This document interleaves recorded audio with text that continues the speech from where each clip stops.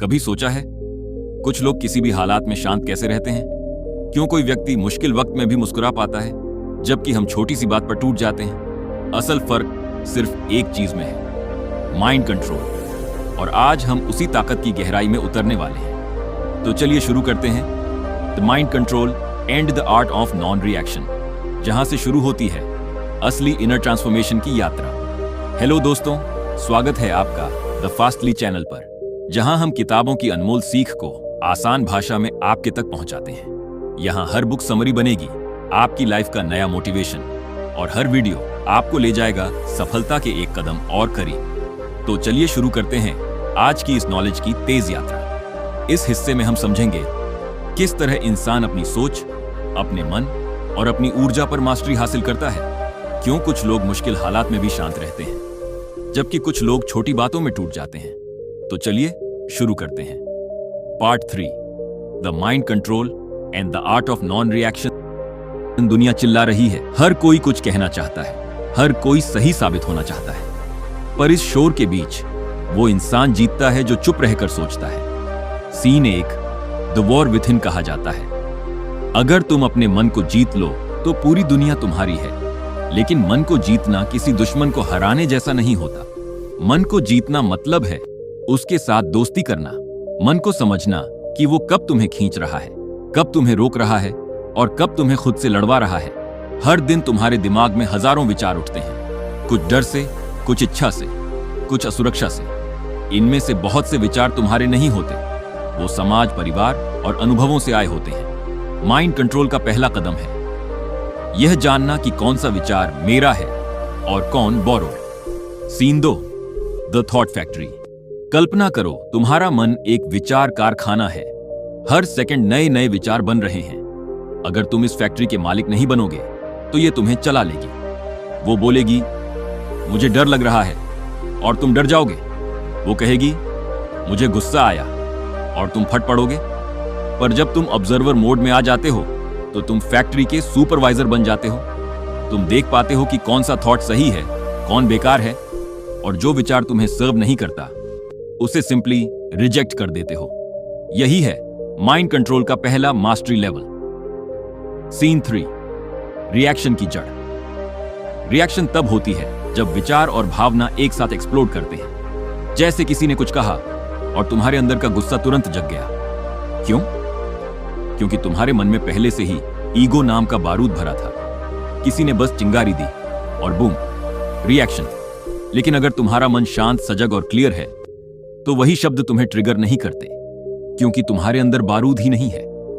Mind control का मतलब यही है, अपने अंदर के बारूद को साफ करना। Scene 4, the still mind. एक झील तब तक सुंदर नहीं दिखती जब तक उसका पानी शांत ना हो। वैसे ही तुम्हारा मन तब तक सुंदर नहीं बनता जब तक उसमें शांति ना हो।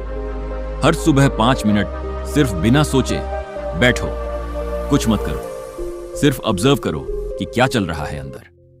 पहले दिन बोरियत होगी, दूसरे दिन बेचैनी, तीसरे दिन क्लैरिटी, और फिर तुम महसूस करोगे कि तुम्हारा मन तुम्हारा टूल बन गया है, अब वो मास्टर नहीं रहा। Scene 5, the mind as a storm. कई बार हमारा माइंड एक तूफान बन जाता है।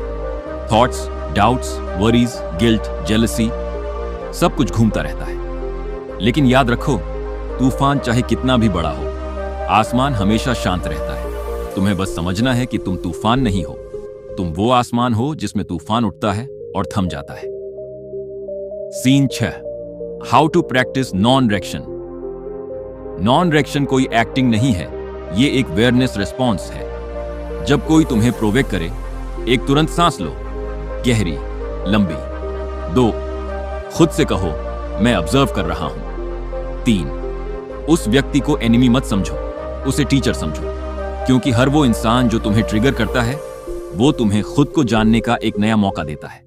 इस तरह हर इंसल्ट एक लेसन बन जाती है, हर मुश्किल एक mirror. Scene 7, the mirror test. हर सुबह आईने में खुद से ये 3 सवाल पूछो।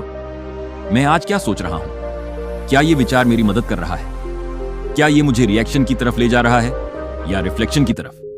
अगर जवाब रिएक्शन है तो रुक जाओ, मुस्कुरा दो और कहो मेरा माइंड मेरी सेवा में है, मैं उसकी सेवा में नहीं। Scene 8, story of a monk. एक साधु ध्यान में बैठा था। एक आदमी आया और गुस्से में बोला, तू नकली है, तू झूठा है। साधु मुस्कुराया। वो आदमी बोला, मैं तुझे गालियां दे रहा हूं और तू हंस रहा है। साधु ने कहा, अगर कोई तुम्हें तोहफा दे और तुम स्वीकार न करो तो वो तोहफा किसके पास रह जाता है? आदमी बोला, देने वाले के पास। साधु बोला, तो फिर ये गालियां भी तुम्हारे पास ही रहेंगी। यही है the art of non reaction. तुम्हें इंसल्ट से बचना नहीं है, तुम्हें इंसल्ट को अब्सॉर्ब न करना है। Scene 9, 3 second rule. जब कोई तुम्हें भड़काए तो जवाब देने से पहले 3 सेकंड रुक जाओ। ये 3 सेकंड जादू हैं। इन 3 सेकंड में तुम डिसाइड करते हो क्या तुम उस व्यक्ति के लेवल पर गिरोगे या अपने लेवल को ऊंचा रखोगे। हर बार जब तुम रुकते हो तुम अपने माइंड को थोड़ा और मजबूत बनाते हो। तो चलिए अब शुरू करते हैं पार्ट 4, द अवेयरनेस लाइफस्टाइल। जब शांत रहना तुम्हारा सुपर पावर बन जाता है। यह वो हिस्सा है जहां किताब की सीख जिंदगी का हिस्सा बनती है, जहां थ्योरी रियलिटी में उतरती है। यहां से इंसान सिर्फ सीखता नहीं बल्कि जीना बदल देता है। Part 4, the awareness lifestyle, the power of calmness. हर इंसान एक ऐसी जिंदगी चाहता है जहां शांति हो, स्थिरता हो और अर्थ हो, पर बहुत कम लोग ये समझते हैं कि ये सब बाहर नहीं बल्कि भीतर में बनता है। जब तुम अवेयर होकर जीना शुरू करते हो तो तुम्हारी हर सांस में बुद्धि होती है, हर पॉज में शक्ति होती है और हर साइलेंस में क्लैरिटी होती है। सीन 1, सुबह का चेतना का एहसास। सच्चा बदलाव सुबह से शुरू होता है। जिंदगी का सबसे पहला घंटा वो तय करता है कि दिन कैसा जाएगा। अगर सुबह उठते ही तुम मोबाइल उठाते हो तो तुम दूसरों के विचारों से दिन शुरू कर रहे हो, लेकिन अगर सुबह उठकर तुम खुद से जुड़ते हो तो तुम अपने विचारों से दुनिया बना रहे हो। अवेयरनेस लाइफस्टाइल का पहला नियम है, दिन की शुरुआत शांति से करो, शोर से नहीं। 5 मिनट बस सांसों को ऑब्जर्व करो, ना कुछ सोचो ना कुछ मांगो, बस देखो कि तुम जिंदा हो, और जिंदा होना ही सबसे बड़ी कृपा है। सीन 2, एवरीडे रूटीन में जागरूकता। अवेयरनेस कोई ध्यान की गुफा में बैठने की चीज नहीं है, ये तो हर काम में घुल जाती है। जब तुम खाना खाते हो, जब किसी से बात करते हो, जब चल रहे हो या बस बैठकर सोच रहे हो, हर काम करते वक्त खुद से पूछो, क्या मैं यहां हूं? क्योंकि अक्सर हम करते कुछ हैं पर दिमाग कहीं और होता है। अवेयरनेस मतलब हर पल में पूरी मौजूदगी। Scene 3, the story of 2 friends. 2 दोस्त थे, एक हमेशा जल्दी में रहता, दूसरा हमेशा शांत। पहला कहता, तेरे पास एम्बिशन नहीं है इसलिए तू स्लो है। दूसरा मुस्कुराकर कहता, शांति और धीमापन कमजोरी नहीं, वो कंट्रोल है। सालों बाद वही शांत दोस्त एक लीडर बन गया, क्योंकि उसने हर स्थिति को ऑब्जर्व किया, समझा और फिर बोला। जबकि पहला दोस्त जल्दी जल्दी डिसीजंस लेकर थक गया। इस कहानी से सीखो, अवेयरनेस तुम्हें तेज नहीं बनाती, वो तुम्हें सही दिशा में तेज बनाती है। Scene 4, awareness at work. Office, business या किसी भी काम में अवेयरनेस का मतलब है इमोशन से नहीं, विजन से डिसीजंस लेना। जब कोई मीटिंग में तुम्हारी बात काट दे तो चुप रहना डर नहीं है, वो शक्ति है, क्योंकि जो तुरंत बोल देता है वो मोमेंट जीतता है, पर जो ऑब्जर्व करके बोलता है वो भविष्य जीतता है। अवेयरनेस लाइफस्टाइल का दूसरा नियम है, हर स्थिति में खुद को देखने की आदत डालो, क्योंकि जब तुम खुद को देखते हो तो दुनिया तुम्हें वैसे ही देखने लगती है जैसा तुम बनते जा रहे हो। Scene 5, the power of conscious communication. हमारे शब्द हमारी ऊर्जा है, जो बोलते हैं वो बाहर लौटकर हमारे पास आता है। इसलिए बोलने से पहले सोचो, क्या ये सच है? क्या ये जरूरी है? क्या ये किसी को बेहतर बनाएगा? अगर तीनों जवाब हां हैं तो बोलो, वरना मुस्कुराओ, क्योंकि साइलेंस भी एक भाषा है।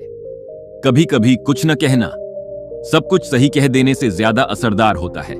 Scene 6, the calm mind in chaos. Awareness lifestyle का तीसरा नियम है, अराजकता में भी शांत रहो। जिंदगी में चाहे कितना भी हंगामा हो, तुम्हारा अंदर का केंद्र स्थिर होना चाहिए। जैसे समुद्र के बीच में लहरें उठती हैं, पर गहराई हमेशा शांत रहती है। अगर तुम बाहरी शोर से नहीं हिलते तो तुम अपने भाग्य के लेखक बन जाते हो, क्योंकि बाहरी तूफान तुम्हें तोड़ नहीं सकता जब तक भीतर का आसमान साफ है। Scene 7, awareness in relationships. रिश्तों में अवेयरनेस का मतलब है सुनना ज्यादा, बोलना कम, समझना पहले, समझाना बाद में। जब तुम्हारा कोई करीब गुस्से में कुछ कहे तो रिएक्ट मत करो, ऑब्जर्व करो। उसके शब्दों के पीछे छिपे दर्द को देखो। हर गुस्से के पीछे एक असुरक्षा होती है, हर चिल्लाहट के पीछे एक डर। जब तुम ये देख लेते हो तो रिश्ता बदल जाता है। Scene 8, minimal mindset. कम में ज्यादा अवेयरनेस लाइफस्टाइल का चौथा नियम है, कम में ज्यादा देखना। तुम्हें हर चीज पर राय देने की जरूरत नहीं, हर बहस में हिस्सा लेने की जरूरत नहीं, हर चीज खरीदने की जरूरत नहीं। मिनिमल माइंडसेट का मतलब है मेरे पास जो है वही काफी है। और जब ये सोच आती है तो जिंदगी हल्की, सरल और सुंदर बन जाती है। Scene 9, the awareness habit. हर रात सोने से पहले बस ये 3 सवाल पूछो। 1, आज मैं कब रिएक्ट हुआ? 2, कब मैंने खुद को ऑब्जर्व किया? 3, कल मैं कैसे और बेहतर रह सकता हूं? ये 3 सवाल धीरे धीरे तुम्हारे सोचने का तरीका बदल देंगे। तुम्हारा मन अब ऑटोमेटिक नहीं रहेगा, वो कॉन्शियस बन जाएगा। Scene 10, the silent revolution, awareness lifestyle. किसी बड़ी किताब का अध्याय नहीं, ये एक चुपचाप चलने वाला रेवोल्यूशन है, जहां तुम धीरे धीरे एंगर की जगह कंपैशन लाते हो, जजमेंट की जगह अंडरस्टैंडिंग और स्ट्रेस की जगह पीस। कभी कभी सबसे बड़ा बदलाव चिल्लाने से नहीं, चुप रहकर देखने से आता है। Scene 11, story of the monk and the storm. एक साधु पहाड़ की चोटी पर ध्यान कर रहा था। अचानक तेज तूफान आया, बिजली, बारिश, हवा। पास खड़ा शिष्य डर गया और बोला, गुरुदेव, तूफान आ गया, अब क्या करें? साधु मुस्कुराया और बोला, मैं और तूफान दोनों अपने अपने काम कर रहे हैं। शिष्य हैरान था। गुरु ने कहा, अगर मैं इसे रोकने की कोशिश करूंगा तो मैं भी तूफान बन जाऊंगा, पर अगर मैं इसे देखने बैठा रहूं तो मैं आसमान बन जाऊंगा। यही है अवेयरनेस लाइफस्टाइल, तूफान नहीं, आसमान बनना।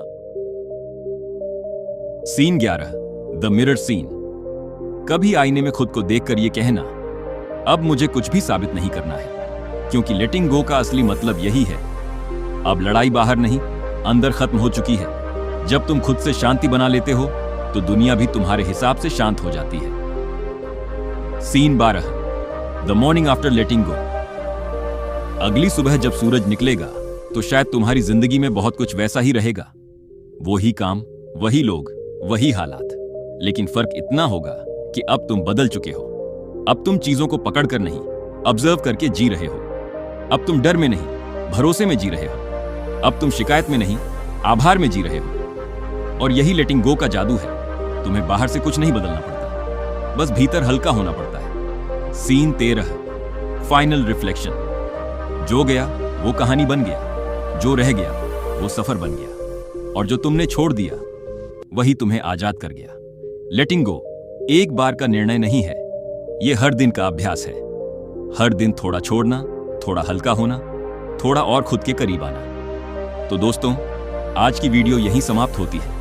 मुझे पूरी उम्मीद है कि आपको यह कंटेंट बहुत पसंद आया होगा और आपने कुछ महत्वपूर्ण सीखा होगा। लेकिन यह कहानी टॉपिक अभी खत्म नहीं हुआ है। इस वीडियो का बाकी का महत्वपूर्ण हिस्सा आपको कल सुबह देखने को मिलेगा, तो कल का वीडियो देखना बिल्कुल मत भूलिएगा। अगर आपको यह पार्ट अच्छा लगा तो प्लीज वीडियो को लाइक करें और कमेंट में हमें बताएं कि अगले पार्ट में आप क्या क्या जानने के लिए सबसे ज्यादा उत्साहित हैं।